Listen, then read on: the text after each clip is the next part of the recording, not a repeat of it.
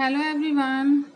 So we are doing the chapter aldehyde, ketones and carboxylic acids in which we are doing the chemical properties of aldehydes and ketones. Now we are on the chemical property that is oxidation. So first we do the oxidation of aldehydes in which we know that mild as well as strong oxidizing agent can be used and aldehyde converted into the carboxylic acids. So in the oxidation of carboxylic acid, uh, the CH bond is broken and respective oxidation will takes place in the presence of the oxidizing agent and carboxylic acids are formed. Okay, now we will see the oxidation of ketones, right? So we see oxidation of ketones. Okay, so it is done only by the oxidizing agent. Why? uh, the oxidation of aldehyde can be done in presence of mild oxidizing agent also, as it is easy to break the carbon hydrogen bond because there is less attraction. But in case of the ketones, because there are carbon carbon bonds, so it is not easy to break down the carbon carbon bonds, so we use the strong oxidizing agent for it. Okay, so we will take our CH2 CH2R. Okay, now we are taking a strong oxidizing agent here, then our COOH is formed plus our CH2COOH. Okay, so two molecule of carboxylic acids are formed when oxidation takes place, right? Now we will see next example, that is next reaction, CS3. Okay, plus oxidation, presence is concentrated HNO3, so it will convert into HCOOH plus CS3COOH. Okay, so here we did the oxidation, right? Now we will see,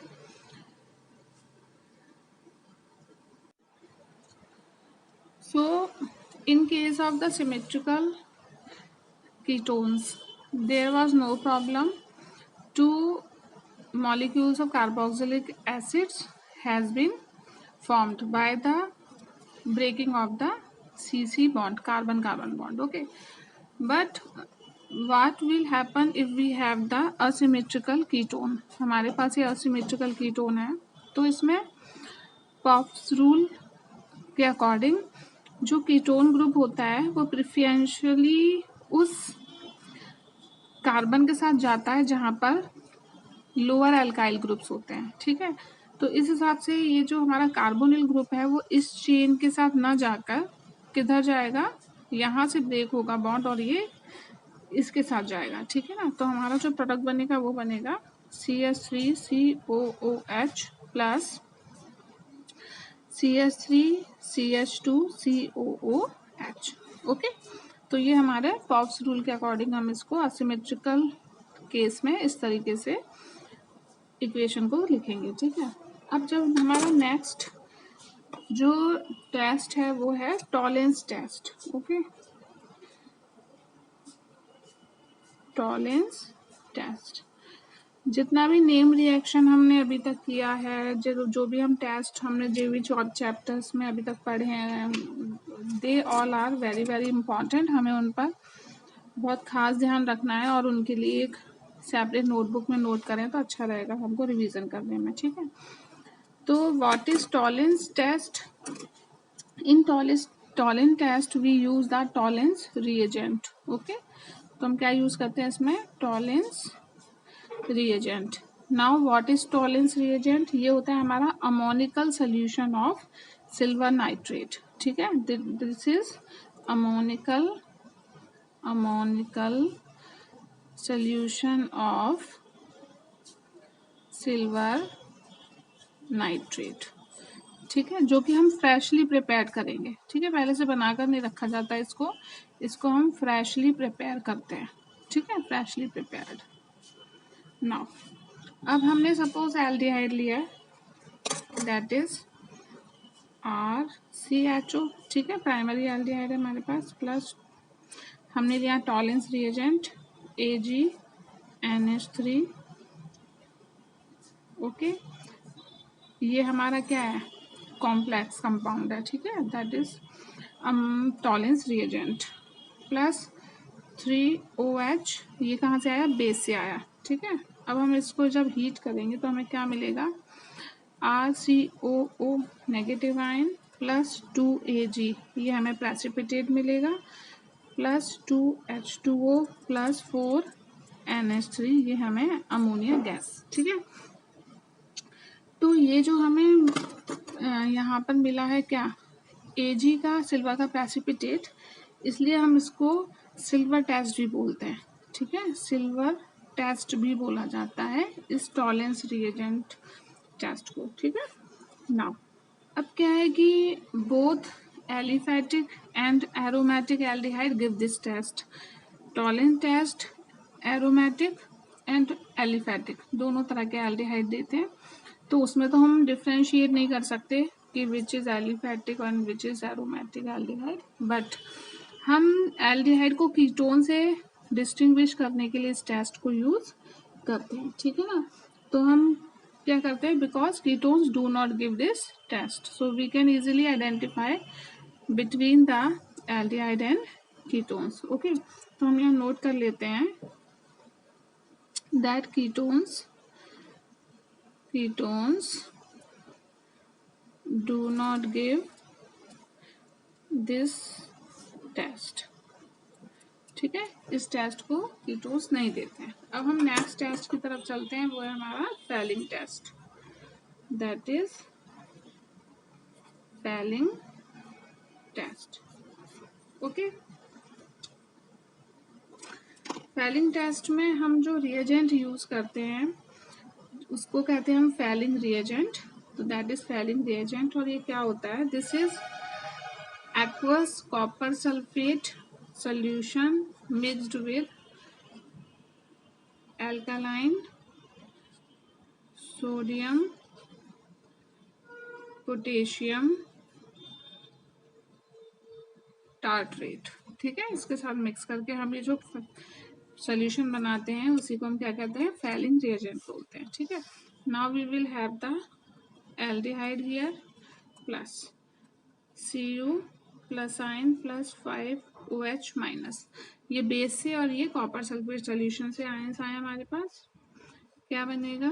RCOO negative ion plus Cu2O plus 3H2O. और ये जो हमें मिला Cu2O copper oxide का, ये मिला हमें red brown precipitate. ठीक है, रेड ब्राउन PPT. ठीक है, ये मिलता है हमको. अब ये क्या है कि इस टेस्ट को हम डिस्टिंग्विश करने के लिए यूज कर सकते हैं एलिफैटिक एंड एरोमेटिक में. Why? Because only aliphatic aldehyde give this test. तो हम यहाँ नोट करेंगे, नोट ओनली एलिफैटिक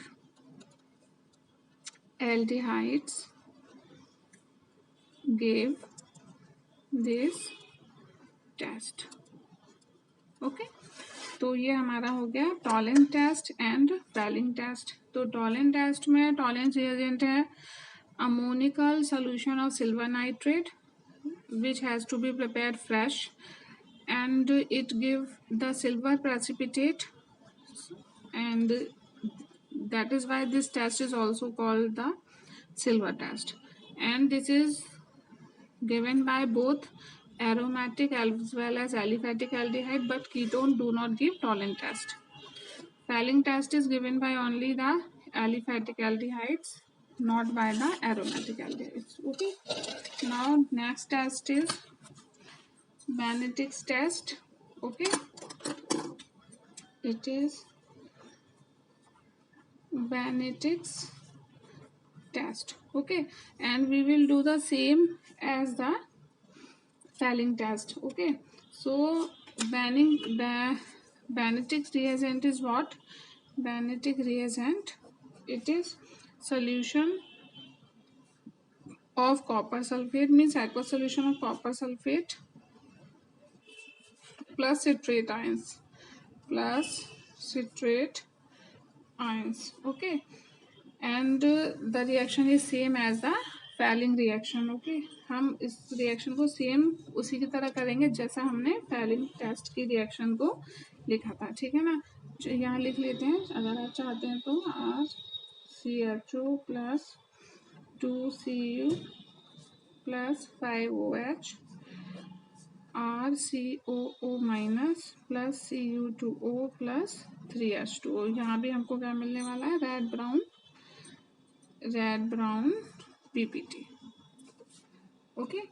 अब हम नेक्स्ट देखते हैं oxidation of methyl ketones by haloform reaction. Okay. तो हम अपने नेक्स्ट रिएक्शन पे हैं ऑक्सीडेशन ऑफ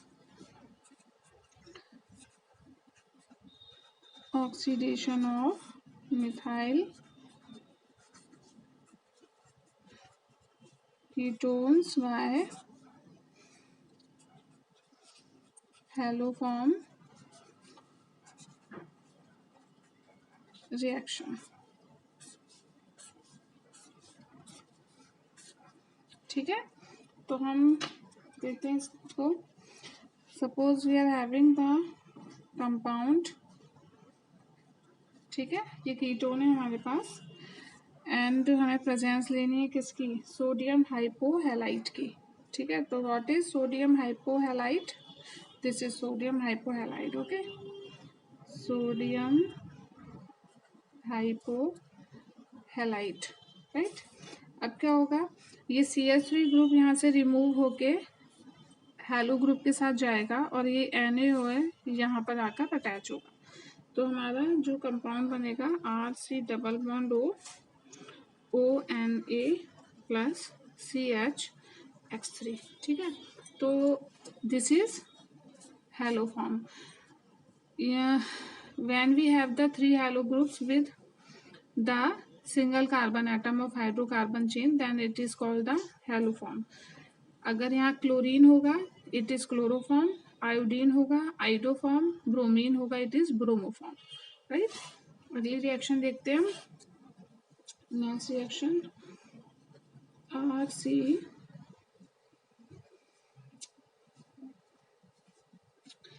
यहाँ हम हाइड्रोजन ले लेते हैं. हाइड्रोजन.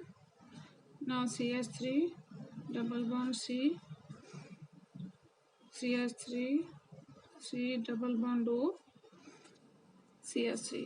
ठीक है. सेम हमें वही लेना है NaOCl. राइट. ये हमारा सोडियम हाइपोहैलाइड.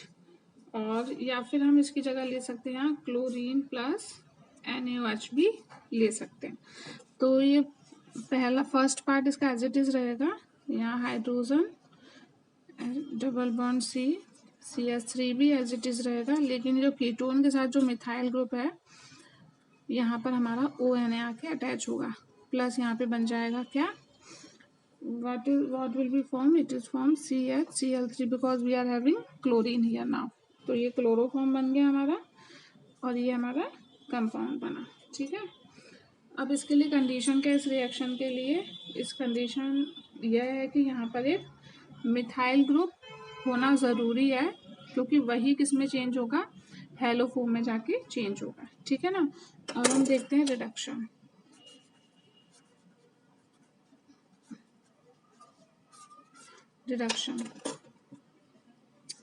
अब इस रिएक्शन में हमको एक और नेम रिएक्शन देखनी है. That is क्लीमेंसन reaction. क्लीमेंसन रिडक्शन. ठीक है. तो हमें क्लीमेंसन रिडक्शन में क्या देखना है? कि सपोज ये हमारे पास है कार्बोनिल ग्रुप, जब हमने इसका क्या करा, रिडक्शन कराया, किसकी प्रेजेंस में, जिंक अमलगम की प्रेजेंस में, और कंसनट्रेटेड HCl, राइट। तो हमारा जो ये कीटोन है किस में चेंज हो जाएगा, एल्काइल ग्रुप यानी मिथाइल ग्रुप में चेंज हो जाएगा। तो it is CH2 plus water will be eliminate, it is a क्लीमेंसन reduction, ठीक है। जिंक अमेलगम की प्रेजेंस में मरकरी के साथ किसी भी मेटल का बना हुआ जो अलॉय होता है उसे हम अमेलगम बोलते हैं, राइट। सोडियम होता तो सोडियम अमेलगम होता, जहाँ जिंक है तो इसको हम जिंक अमेलगम बोल रहे हैं, राइट। चलिए नेक्स्ट हम जो अपनी रिएक्शन देखते हैं that is Wolff Kishner reduction, right. Reduction में हम देख रहे हैं that is Wolff Kishner reduction. Next main reaction है ये हमारी, तो ये that is carbonyl group plus hydrogen लेना है हमको NH2, ठीक है। हाइड्रोजन लिया माइनस वाटर हो जाएगा तो H2O ये निकला, तो बचा हमारे पास क्या, C डबल बॉन्ड N, और ये NH2 हमारा एज इट इज रहेगा। अब क्या करना है हमें, इसको हमें फर्दर रिएक्ट कराना है KOH की प्रेजेंस में, और इथाइलिन ग्लाइकॉल लेना है साथ में, ग्लाइकॉल। तो क्या हो जाएगा, -N2 हो जाएगा यहाँ से, राइट। तो ये दोनों N निकल जाएंगे और ये किस में चेंज हो जाएगा, एल्काइल ग्रुप में। तो ये हमारा बन जाएगा क्या, it will be CH2 plus N2, ठीक है। ये हमारा बन गया एल्काइल ग्रुप। ओके, नाउ हम एलिफेटिक हाइड्रोकार्बन में, वो एरोमेटिक में देख लेते हैं। हमने लिया acetophenone carbon, carbonyl group CH3, क्या है ये, this is acetophenone, right, plus hydrogen की प्रेजेंस ली हमने, हाइड्रोजन से रिएक्शन करा रहे हैं इसकी, तो क्या बनेगा, -H2O करना है हमको। तो ये जो हमारा CH3 एज इट इज रहेगा, और यहाँ पर आ जाएगा, यहाँ पर हमारा डबल बॉन्ड से जुड़ेगा M एंड NH2, ओके। अब फिर से हमें क्या करना है, इथाइलिन ग्लाइकॉल की प्रेजेंस KOH के साथ, तो क्या होगा, N2 माइनस हो जाएगा, तो ये बन जाएगा हमारा CH2 CH3 प्लस N2 यहाँ से बाहर निकल गया, ठीक है। पहले वाली जैसी ही रिएक्शन है, हाइड्रोजन की प्रेजेंस ली, वाटर को एलिमिनेट करना है, OH2 के साथ चला गया, डबल बॉन्ड के साथ N अटैच हुआ और NH2 एज इट इज रहा। अब N2 को हमें यहाँ से रिमूव कराना है, अल्काइल ग्रुप चाहिए, KOH इथाइलिन ग्लाइकोल की प्रेजेंस में रिएक्ट कराया, हमें अल्काइल ग्रुप मिला और N2 बाई प्रोडक्ट की फॉर्म में। इसमें भी सेम हमने यही किया, यहाँ से H2O हमें निकालना है, तो हमें क्या करना है, CH3 एज इट इज रहेगा, इस H2 के साथ ये O जाएगा, तो double bond N NH2 sorry, फिर इथाइलिन ग्लाइकोल की प्रेजेंस में हमें क्या हुआ, N2 बाहर हुआ, N2 चला गया, तो CH2 हमारे पास बचा, ठीक है। ये नाइट्रोजन। चलिए अब हम देखते हैं, now we will see the reduction with hydrogen iodide and red phosphorus. So we have the ketone that is CH3COOCH3. Now we will have the presence of hydrogen iodide and red phosphorus, okay, and the temperature will be 423 Kelvin. Now it will convert into, after reduction, the alkyl group of 3 carbon, right. So the carbonyl group will be reduced into the hydrogen, so it will be CH3CH2CH3 plus 2Y2 plus H2O, okay. Now last reduction reaction is reduction to alcohol. Okay, so here reduction to alcohol. Now we have the aldehyde, that is RCHO. We will have the presence of hydrogen plus nickel or palladium catalyst, so it will convert into RCH2OH. Okay, so next is we will have R ketone here, and we will have the reducing agent LiAlH4. Okay, or we can also have NaBH4, right? Now it will also reduce into a alcohol. Now it is a 2-degree alcohol. It is a 1-degree alcohol. It is a 2-degree alcohol. So we can see that 1-degree alcohol, aldehyde reduced to 1-degree alcohol and ketone reduced to 2-degree alcohol. तो हमें जब alcohol 1 degree चाहिए तो हमें aldehyde का reduction करना है, और जब हमको अल्कोहल 2 डिग्री चाहिए तो हमको कीटोन का रिडक्शन करना है. ठीक है ना. Now the reduction reaction is over here and we will see the aldol condensation in the next reaction. Okay, so thank you for today.